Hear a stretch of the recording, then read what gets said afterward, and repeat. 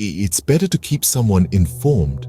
Many times, in the attempt to make others happy, you say yes, but later you realize you couldn't do it. It's better not to commit to that thing in the first place, as the person won't be as upset with your no as they would be if you said yes and then didn't do it. And keep your thoughts clear. You should know what is necessary for you, where to say yes, and where it's unnecessary to say yes. Reflect on how often you regret when, at first, you agree to something, and then later, when alone, wish you hadn't. However, what's the use of regret when the bird has eaten the seeds? There's no benefit to regret after the bird has already eaten the seeds. Therefore, decide beforehand what you want to do and what you don't, whether to say yes or no to anything. There's an easy way to do this.